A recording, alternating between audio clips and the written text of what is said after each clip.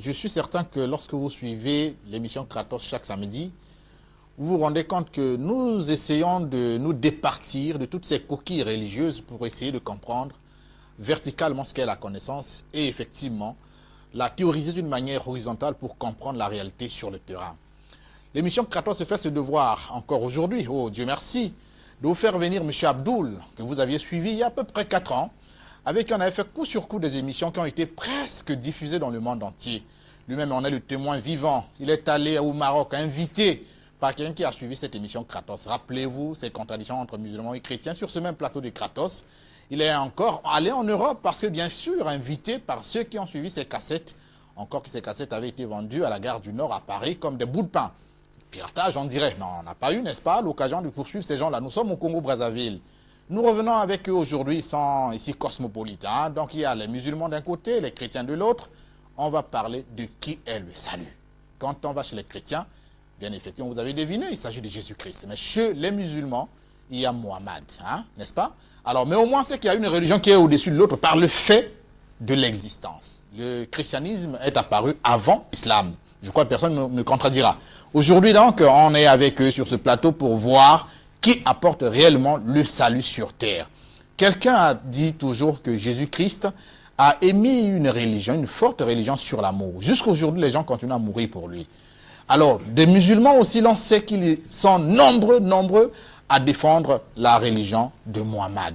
Les 2 plus grandes religions au monde sont celles-là, si je ne me trompe pas. Mais par le fait du nombre, on parlera un peu du bouddhisme, parce que les Chinois sont nombreux, les Japonais aussi, les Indiens, pourquoi pas. Mais au niveau universel, les plus grandes religions sont donc les 2 que nous avons sur ce plateau-là. Avec eux, nous allons savoir qui des prophètes, qui des 2 prophètes apporte réellement le salut sur terre. Bonsoir, chers invités. Abdoul. Merci beaucoup encore une fois de plus.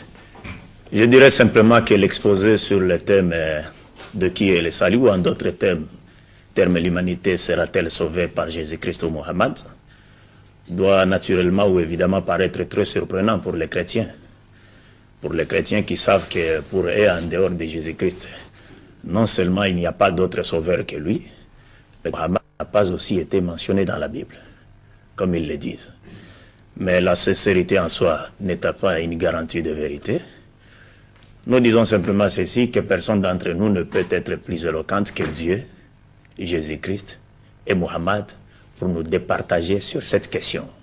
C'est-à-dire nous montrer finalement qui ou l'humanité sera sauvée par qui. Est-ce par Jésus-Christ ou par Mohammed? Au lieu de continuer, n'est-ce pas, à tirer les draps de son côté, nous ferions donc mieux, n'est-ce pas, de nous référer à leurs propres propos pour nous départager sur cette question. Parce que Dieu qui avait envoyé Jésus-Christ et Mohammed, et ce dernier qui n'avait enseigné que ce que Dieu leur avait commandé de dire, sont mieux placés, n'est-ce pas, pour nous trancher sur cette question. Ils sont mieux placés, oui. C'est par les Écritures qu'ils ont laissé? C'est par les Écritures. Il faudrait d'abord que nous revenions encore à la Genèse pour faire un petit briefing sur le but de la création de l'homme et de l'envoi des messagers de Dieu. D'après le Coran, dans son chapitre 51, verset 56, Dieu dit, je vais citer le verset en arabe, puis le traduire en français, Dieu dit, Bismillah ar-Rahman ar-Rahim, au nom de Dieu le clément, le miséricordieux, wa ma khalaqtul jinna wal insa illa liya'budun. Je ne parle pas en langue, c'est en arabe, et ce verset veut dire ceci, Dieu veut dire dans ce verset, je n'ai créé les hommes et les esprits invisibles, ou les créatures invisibles, que dans le but de m'adorer. C'est-à-dire, il ressort clairement de ce verset coranique que Dieu n'avait créé l'homme que dans le but de lui rendre un culte pur et sincère, de mener une vie vertueuse fondée sur la volonté de Dieu, exprimée dans tous ces livres sacrés, dont les derniers, nous disons nous les musulmans, et le Coran. Et en tant que vicaire de Dieu sur la terre, l'homme est appelé à faire triompher la loi de son Seigneur sur toute la surface de la terre. Et cela étant, l'homme ne pouvait pas, n'est-ce pas, connaître le but de sa création, et savoir comment adorer Dieu ou mener une vie vertueuse fondée sur la volonté de Dieu, qu'au travers des messagers de Dieu. Alors c'est là donc qu'une nécessité se fait sentir pour Dieu, n'est-ce pas, d'envoyer des messagers qui ne devraient être tirés que du milieu des êtres humains. Parce que Dieu, selon les Écritures, n'a pas envoyé des anges prêcher aux êtres humains. Et il nous dit dans le Coran, dans son chapitre 17, verset 95, « Si les anges vivaient tranquillement sur la terre comme des hommes, je leur aurais envoyé un messager ange. » Mais comme il n'habite pas la terre, il n'y a pas de messager ange qui viendrait sur la terre pour transmettre aux hommes la parole de Dieu. C'est ainsi, en lisant tous les livres sacrés, vous ne remarquerez nulle part où un ange s'est tenu sous un arbre ou sur une montagne et était en train de prêcher directement la parole aux enfants, plutôt aux enfants d'Adam ou aux êtres humains. Ceci contredit, n'est-ce pas, la théorie de ceux qui disent que Dieu était littéralement venu en chair ici pour venir prêcher aux hommes sa propre parole. Alors que les anges, qui sont les secrétaires de Dieu, ne l'ont pas encore fait, mais les gens croient du moins que le PDG est descendu et s'est laissé surprendre par ses propres créatures, arrêté, ligoté, crucifié, et à la croix, il s'adresse encore au Dieu créateur. Alors, je disais que donc là, partant de ce point-là, Dieu, nécessité, se fait sentir donc d'envoyer des messagers, et Dieu a envoyé plusieurs messagers dans le monde. Plusieurs messagers. Lesquels vous connaissez? Il y en a beaucoup.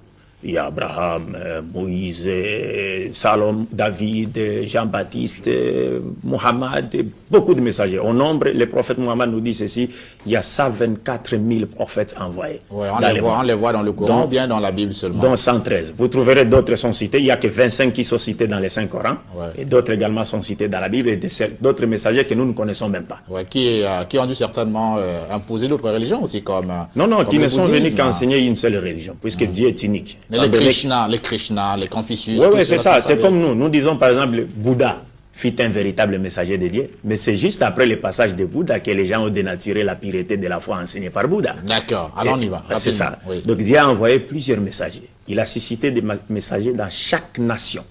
Pas seulement aux enfants d'Israël. Contrairement à ce que croient les chrétiens. Parce que les chrétiens croient que Dieu n'avait suscité des messagers que dans la postérité d'Isaac. Mais le Coran nous dit le contraire. Et ce que le Coran dit est affirmé aujourd'hui par la science archéologique. C'est-à-dire, Dieu dit au 16e chapitre du Saint-Coran, verset 36, « Je suscitais des messagers dans chaque nation. » Chaque nation. Chacune des nations avait reçu la visite d'un messager de Dieu. L'archéologie le confirme. Et la Bible également. Il y a certains versets bibliques qui confirment cela. Puisque lorsque Jésus cite un exemple, par exemple, le peuple ninivite, n'est-ce pas? Il le cite en exemple. Mais les Ninivites n'étaient pas des Israélites. Mais ils avaient reçu comme messager de Dieu Jonas, qui leur avait exhorté à la repentance. Et après s'être décidé d'abandonner leur turpitude, Dieu était revenu sur sa décision et ne les avait plus punis. Lorsque, par exemple, le peuple de Sodome est cité en exemple, l'immoralité et la turpitude du peuple de Sodome est cité en exemple, n'est-ce pas? Dans la Bible, par exemple. Le peuple de Sodome n'était pas des Israélites. Et les messagers que Dieu leur avait envoyés étaient Lot. Oui. Donc Dieu a suscité des messagers partout. Mais, par contre, Dieu avait promis une chose. Il a dit que c'est par Abraham que toutes les familles de la terre seront bénies ou sauvées. C'est-à-dire, c'est de la postérité d'Abraham que Dieu suscitera un messager par qui l'humanité tout entière sera sauvée. Et c'est lequel? Et c'est sûr, maintenant c'est sur l'identité de ces messagers que les chrétiens et les musulmans se divisent. Voilà, maintenant que c'est là la division. Oui, allons-y à l'identité, effectivement, de ce prophète. Les chrétiens disent qu'il s'agit de Jésus, et les musulmans disent non, il s'agit plutôt de Mohammed. Oui. Vous savez qu'il y a donc deux promesses qui avaient été faites par Dieu. Abraham, qui est appelé le père de la foi par les chrétiens, a eu un premier fils qui est Ismaël. Mais il l'a eu avec la servante de son épouse Sarah. C'était Agar, une égyptienne. Mais par la suite, avec Sarah, par la même promesse de Dieu, il a eu donc Isaac. Ça veut dire que l'aîné d'Abraham, enfin, en tant que fils, c'est Ismaël. Et puis est venu Isaac. Il y a deux postérités. Mais des deux postérités, Dieu a fait des promesses. Il a demandé à Ismaël, plutôt il a dit à la maman d'Ismaël que ton fils va être porteur d'une véritable légitimité internationale. C'est-à-dire de tenir par lui un véritable monde qui va fouler certainement les extrémités de la terre. Maintenant, essayer de comptabiliser ou de dénombrer les musulmans à travers le monde, ils sont tellement astronomiquement nombreux et donc on ne sait pas vraiment si la promesse tient bon. Du côté d'Isaac, on a dit qu'on fera de toi le maître des nations. Alors aujourd'hui, vous avez l'église chrétienne qui est aussi certainement une grande nation parce que c'est la première église, ne fût-ce que par l'influence internationale, parce que tout se décompte à partir, bien sûr, de ce qui avait été choisi par les vieux maîtres, les vieux abbés, les vieux prêtres. Vous avez le calendrier grégorien aujourd'hui, il est tout à fait chrétien. Aujourd'hui, on va savoir de quelle promesse on devrait se fier et quelle est la promesse qui devrait sauver le monde. C'est pourquoi le monde